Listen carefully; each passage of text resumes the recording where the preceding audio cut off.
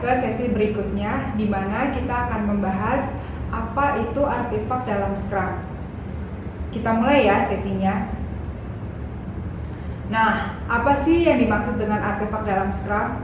Artefak itu adalah elemen. Artefak itu kan kayak penemuan gitu ya, penemuan seseorang terhadap sesuatu. Nah, kalau di dalam Scrum itu adalah dia elemen yang dirancang untuk menjalankan suatu project terhadap orang-orang yang terlibat dalam Scrum.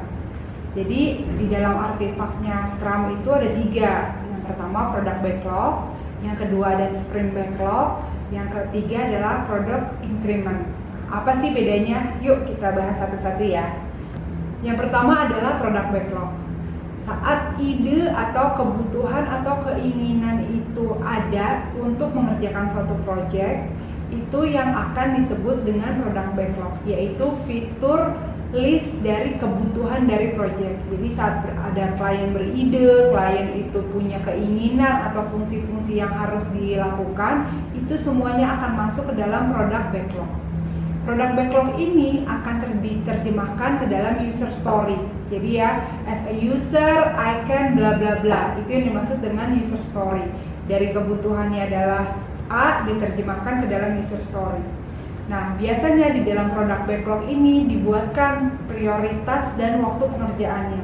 Karena keinginannya itu misalnya ada 10, dari 10 ini kita prioritaskan. Mana sih yang paling penting dari 10 ini dan berapa lama waktu pengerjaannya. Nah, untuk product backlog ini yang akan bertanggung jawab untuk mengelola adalah si product owner. Jadi dia yang akan memegang list-list fitur yang ada di dalam product backlog. Nah, product backlog ini bersifat dinamis nih. Jadi setelah sprint ini selesai akan ada tambahan lagi di dalam product backlog. Jadi product backlog itu akan berkembang sesuai dengan kebutuhan dan requirement dari project tersebut. Yang kedua adalah sprint backlog. Bedanya dengan product backlog, sprint backlog ini adalah task yang dipilih untuk dikerjakan di dalam suatu sprint. Jadi kalau product backlog itu adalah list kebutuhan project, kalau sprint backlog itu adalah task atau list kebutuhan di dalam sprint tersebut. Paham ya bedanya?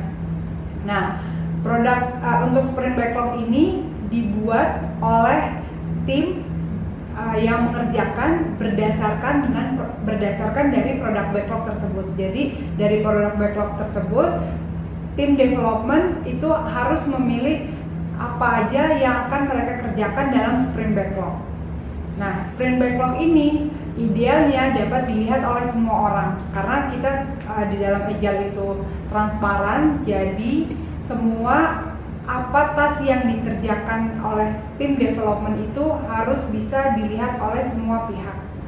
Nah, tim harus dapat berkomitmen nih untuk menyelesaikan task tersebut karena tadi mereka yang pilih gitu ya, mereka harus dapat berkomitmen untuk dapat menyelesaikan task tersebut. Yang terakhir adalah product increment. Product increment ini adalah hasil akhir yang digunakan dalam sprint.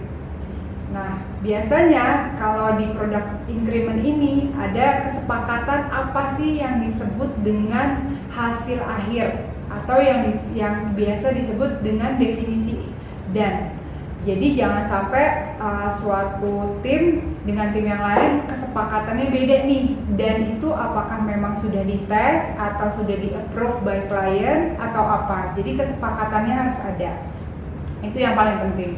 Yang kedua, product increment ini dinyatakan sudah oke atau sesuai jika sudah sesuai dengan tujuan atau objektif dari sprint tersebut. Dan yang terakhir, sudah dilakukan uji coba atau tes. Jadi jangan sampai saat development selesai ya udah dianggap selesai gitu ya, tapi belum dites, karena product increment ini adalah suatu hasil akhir dalam sprint tersebut atau dalam project tersebut harus udah bisa diuji juga, dites juga apakah memang sudah sesuai dengan requirement awal. Nah, di sesi selanjutnya kita akan membahas elemen terakhir dalam Scrum, yaitu adalah tahapan-tahapan dalam Scrum. Sampai ketemu lagi ya teman-teman.